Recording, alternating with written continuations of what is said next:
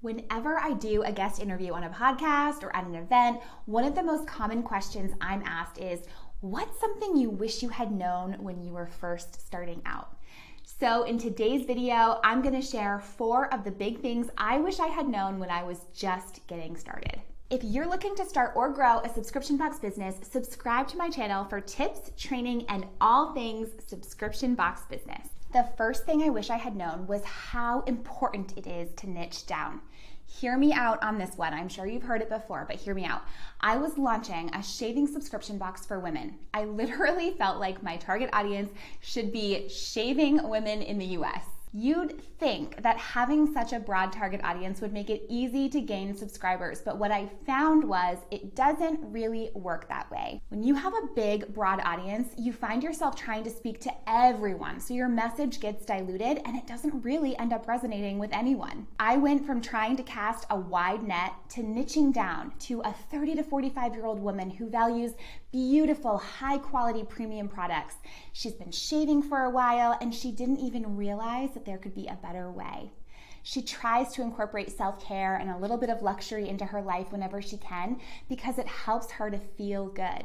And when she feels good, she's more confident and happy. When I niched down in this way, I found that it was easier to write copy for my business that would connect with my audience and attract the right people to my brand, which ultimately grew my business. Think about your box for a second. Have you niched down enough? Are you filling the gap or creating an experience for your audience that's specific and that makes it easy for them to see that this box was created for them? I want you to adopt an abundance mindset here when you think about your perfect audience.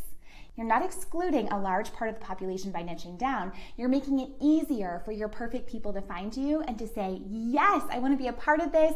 This was made for me. Does that resonate? If that resonates with you, drop your favorite emoji in the comments so I know. The second thing I wish I had known before starting my subscription box business was how important it is to manage your margins. To begin, you have to know your margins. Make sure you have a spreadsheet or some way to track exactly what you're profiting off of each box. You want to aim for at least a 35% profit margin when you're just starting out.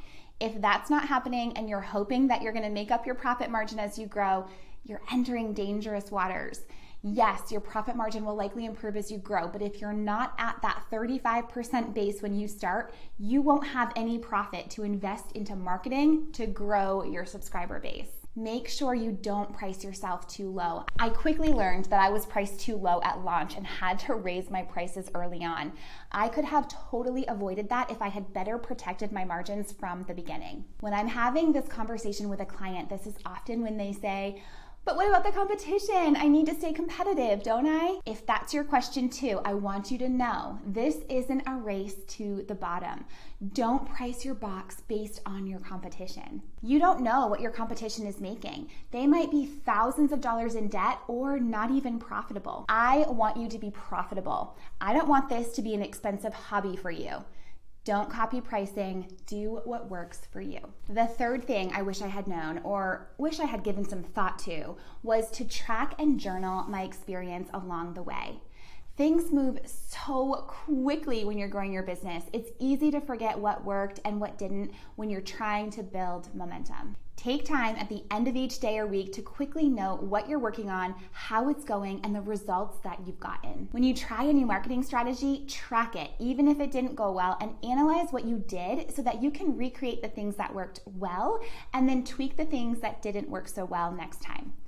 I promise everything turns a little murky after a few years, and it may be hard to recall exactly how well something performed without having it documented. In a similar vein, track your journey. Take pictures of the first batch of boxes that you ship.